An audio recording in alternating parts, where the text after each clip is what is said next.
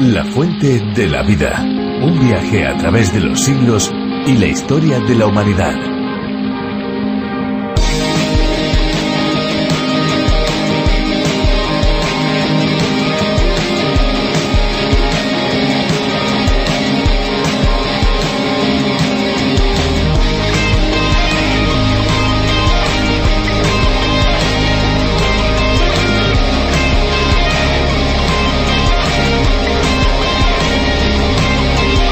¿Qué se supone que diría usted si ante un momento de sed insoportable y pidiera un vaso de agua se negaran a dárselo? ¿O si mientras estuviera duchando plácidamente alguien cortara el suministro de agua? Pues eso puede pasar si no somos conscientes de que el agua es un maravilloso regalo, un bien natural limitado que si despilfarramos algún día se puede acabar. Somos responsables de administrar bien este obsequio que la naturaleza nos ofrece. Bienvenidos amigos, bienvenidos un día más a La Fuente de la Vida, un espacio de 30 minutos en el que la reflexión, la música, la meditación y la información se unen para satisfacer a aquellos que tengan sed. Esto es La Fuente de la Vida. Les habla Esperanza Suárez. ¿Qué tal amigos? Fernando Díaz Sarmiento también les da la bienvenida. Les saludamos con el firme propósito de llevar hasta ustedes una verdadera catarata de buenas noticias y de esperanza. Buenas noticias porque en los tiempos que corren las malas, amigos, abundan. Y para eso ya están otras emisoras, y esperanza porque no hay nada mejor que ser abrazados por el toque de la expectativa y la confianza. Claro que sí, amigos. Abrimos como cada día de lunes a viernes estos micrófonos para transmitirles un espacio más de La Fuente de la Vida. La Fuente de la Vida es un viaje radiofónico que parada tras parada les ofrece una reflexión del libro más excelente y necesario que los hombres puedan leer, la Biblia. ¿Que usted cree que vamos muy allá con esta afirmación? Pues compruébelo por sí mismo. La Fuente de la Vida es un espacio que toma su formato de la idea original desarrollada por John Vernon McGee en su programa A Través de la Biblia. Aquí en España ya le hemos indicado su nombre y ya usted quizás lo sabe. La Fuente de la Vida. Ha sido Virgilio Bagnoni el encargado de la adaptación y traducción de las reflexiones de John Vernon McGee. Es impresionante el éxito que este espacio está teniendo porque, amigos, que un programa de radio se emita en más de 80 países, pues sinceramente dice mucho de él, ¿no creen? Probablemente el éxito radique en que su formato es muy diferente a muchos otros. Nosotros estamos convencidos de que aquí en España su emisión y difusión no va a ser menos que en otros lugares del mundo. Bien, pues antes de entrar de lleno en el tema de hoy, vamos a escuchar una canción que hemos seleccionado detenidamente para todos ustedes. La tenemos ya preparada. ¿Así es, Esperanza? Pues sí, está ya lista, Fernando. Vamos a escucharla.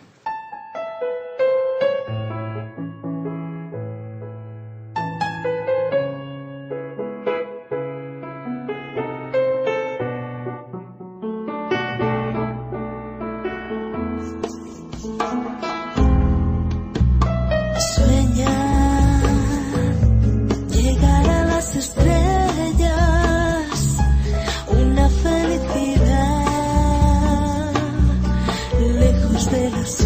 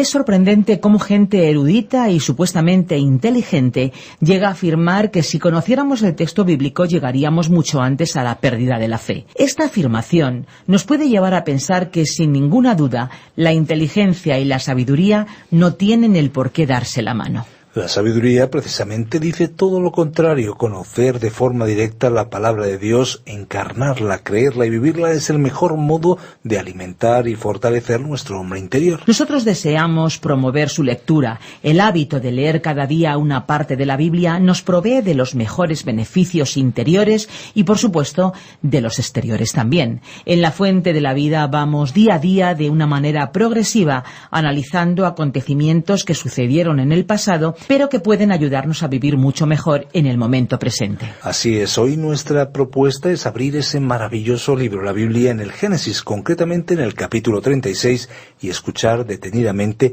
la exposición de Virgilio Bagnoni, hoy hablando sobre los descendientes de Esaú. Pues vamos a ver, escuchemos lo que Virgilio ya tiene preparado. La Fuente de la Vida. Génesis capítulo 36.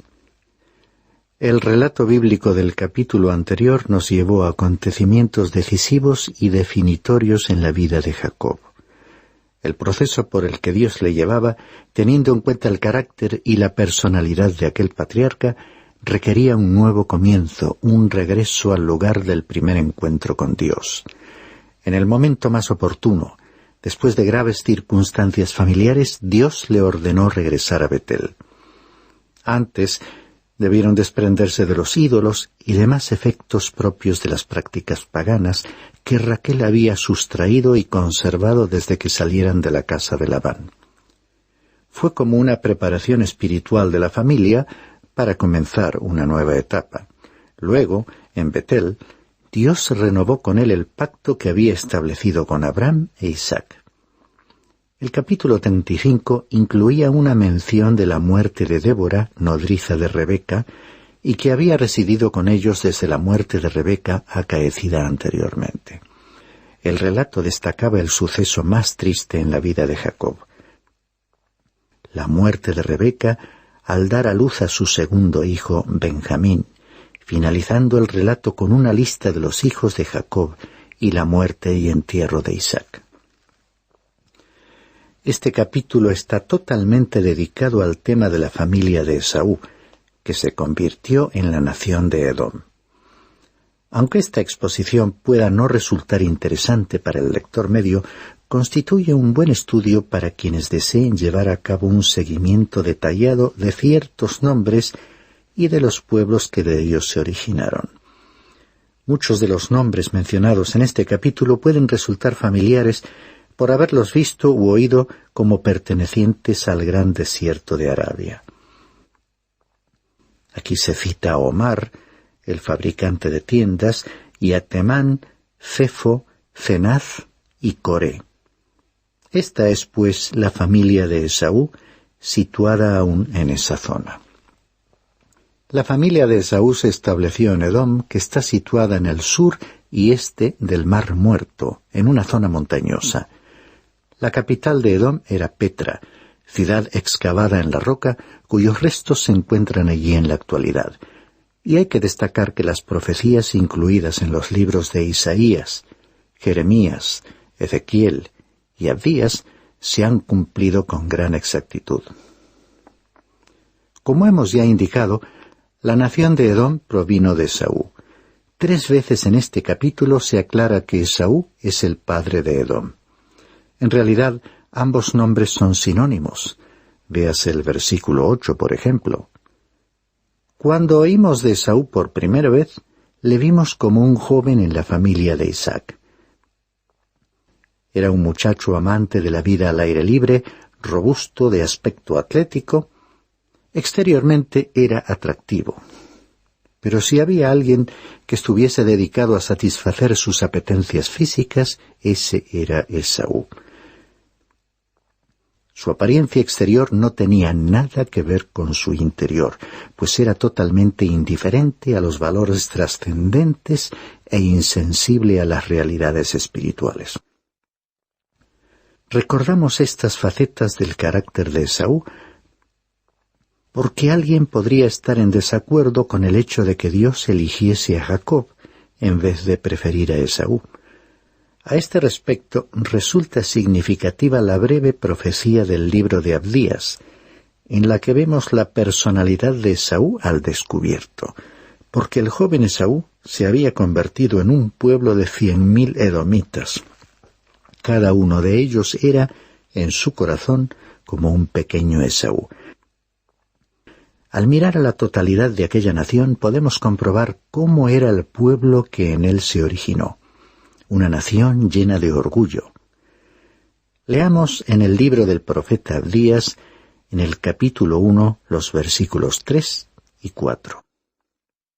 La soberbia de tu corazón te ha engañado.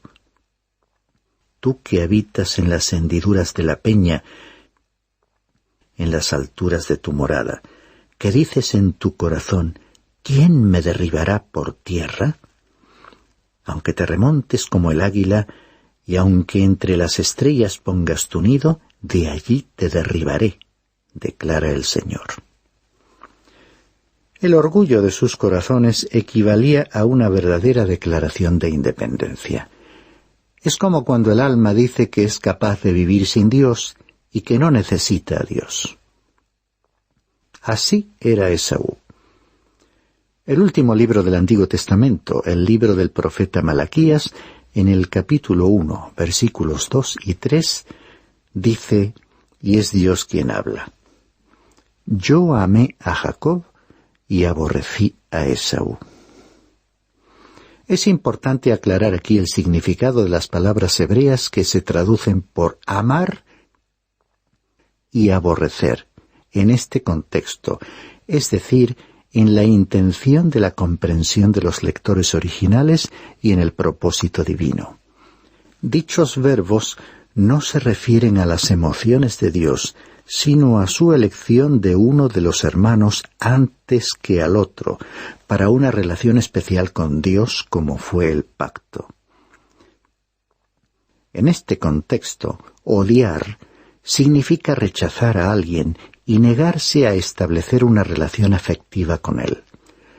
Por sí mismos, estos verbos tampoco indican los destinos eternos de Jacob o Esaú, y se refieren a los actos de Dios en la historia hacia los dos pueblos que descienden de los dos hermanos. Aquí es importante destacar que Dios hizo esa declaración por medio de Malaquías 1000 años después del tiempo en que vivieron ambos hermanos. Dios había conocido desde el principio el corazón de Esaú. Con el paso del tiempo, después de que el pueblo de Edom decidiese su manera de actuar y de pensar, y de conformar su desarrollo en la historia, comprobamos que la evaluación de Dios había sido correcta. Vale la pena recordar aquí lo que más adelante en la historia le diría Dios al profeta Samuel en su primer libro, capítulo 16, versículo 7, cuando evaluaba a un joven en el proceso de elegir un rey para Israel. No mires a su apariencia, ni a lo alto de su estatura, porque le he desechado, pues Dios ve no como el hombre ve, pues el hombre mira a la apariencia exterior, pero el Señor mira el corazón. El primer párrafo del capítulo, los versículos 1 al 8, relata cómo Esaú se trasladó desde Canaán hasta el monte Seir. Leamos los versículos 1 al 3. Estas son las generaciones de Esaú, es decir, Edom. Esaú tomó sus mujeres de las hijas de Canaán, a Ada, hija de Elón Eteo, a Aholibama, hija de Aná y nieta de Zibeón Heveo, y a Basemat, hija de Ismael, hermana de Nebaiot. Vemos entonces aquí la presentación de las generaciones a partir de Esaú, a quien se identifica con Edom. Recordemos que cuando estudiábamos Génesis capítulo 26, versículos 34 y 35, destacamos que Esaú se había casado con 2 mujeres cananeas causando a partir de aquel momento una gran aflicción a sus padres. Posteriormente, en Génesis capítulo 28, versículos 6 al 9, vimos que Esaú, consciente de que su padre no era partidario de introducir en la familia a las mujeres de Canaán y queriendo congraciarse con él, se casó con una hija de Ismael. Continuamos nuestra lectura con los versículos 6 hasta el 8. Entonces Esaú tomó a sus mujeres, sus hijos y sus hijas, y todas las personas de su casa, y su ganado, y todas sus bestias, y todos los bienes que había acumulado en la tierra de Canaán, y se fue a otra tierra, lejos de su hermano Jacob.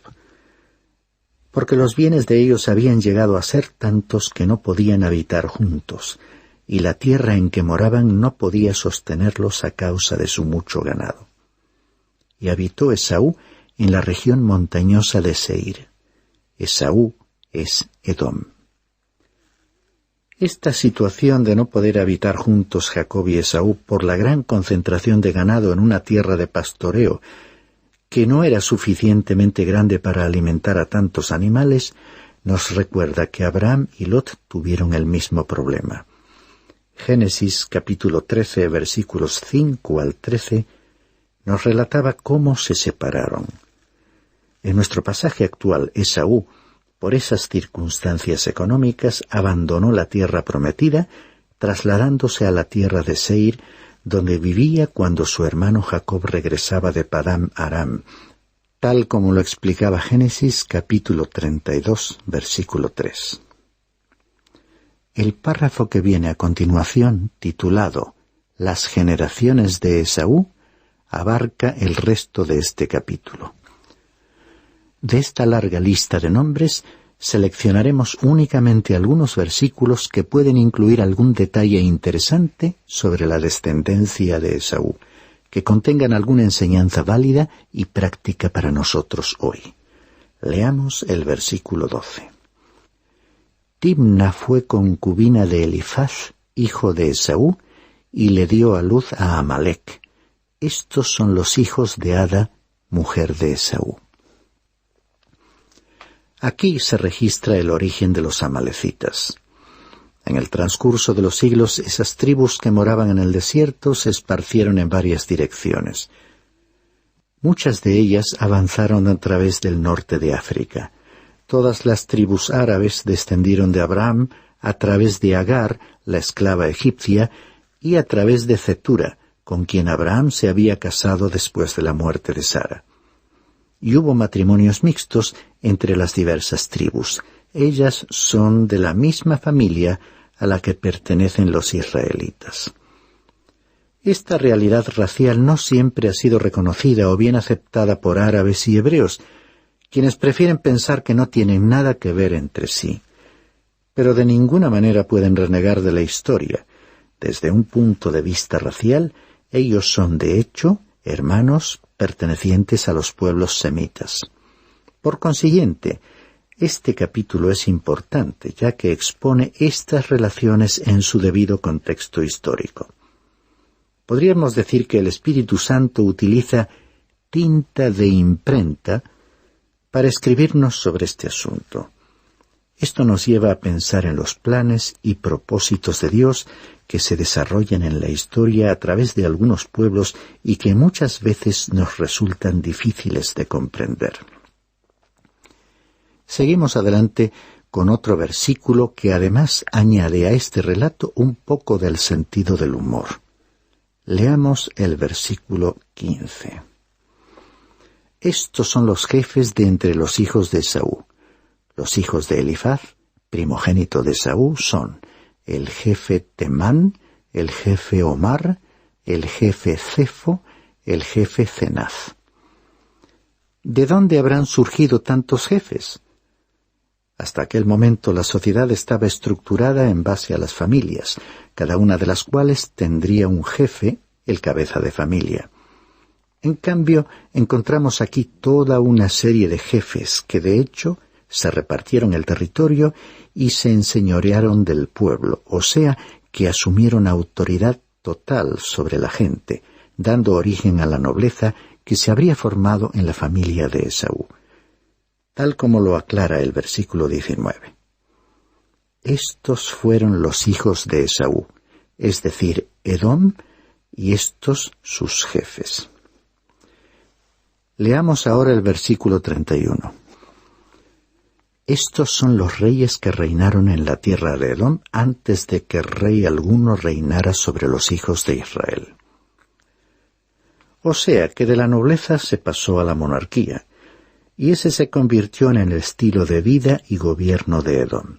En realidad, la cuestión de tener reyes no fue la intención original de Dios para su pueblo, y es interesante observar que el pueblo de Esaú tuvo reyes mucho antes de que el pueblo de Israel adoptase la monarquía. Fue mucho tiempo después de nuestro relato de hoy, según registró el primer libro del profeta Samuel, capítulo 8, versículo 5, que el pueblo de Israel le pediría al profeta: «Danos un rey para que nos juzgue como todas las naciones». Seguramente ellos sabían que sus hermanos y vecinos del sur, los edomitas, tenían reyes. Finalicemos nuestra lectura con los últimos versículos del capítulo, desde el versículo 40 hasta el 43. Estos son los nombres de los jefes que descendieron de Esaú, según sus familias y sus localidades, por sus nombres: el jefe Timna, el jefe Alba, el jefe Getet, el jefe Aholibama, el jefe Ela, el jefe Pinón, el jefe Cenaz, el jefe Temán, el jefe Mibsar, el jefe Magdiel y el jefe Hiram. Estos son los jefes de Edom, es decir, Esaú, padre de los edomitas, según sus moradas en la tierra de su posesión. Esta es, pues, la historia familiar de la línea genealógica rechazada.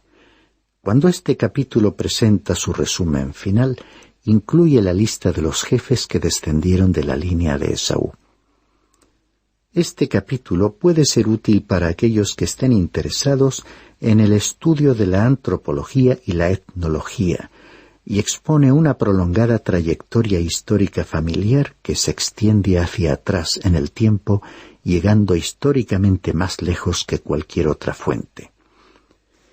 Nosotros podemos ver la perspectiva total de los tiempos y el resultado final de la historia de los edomitas, tal como fue predicho y declarado en los libros de los profetas Abdías y Malaquías. Todo ello previsto muchos años antes del desarrollo efectivo de los acontecimientos. Esto podría resultar sorprendente o increíble, pero no debe olvidarse que la Biblia es un libro verdaderamente especial, escrito bajo la guía del Espíritu Santo. Como bien dijo el apóstol Pedro en su segunda carta, capítulo 1 y versículo 21. Ninguna profecía fue dada jamás por un acto de voluntad humana, sino que hombres inspirados por el Espíritu Santo hablaron de parte de Dios. Pero no debe olvidarse que la Biblia es un libro verdaderamente especial, escrito bajo la guía del Espíritu Santo. Como bien dijo el apóstol Pedro en su segunda carta, capítulo 1, versículo 21. Ninguna profecía fue dada jamás por un acto de voluntad humana, sino que hombres inspirados por el Espíritu Santo hablaron de parte de Dios.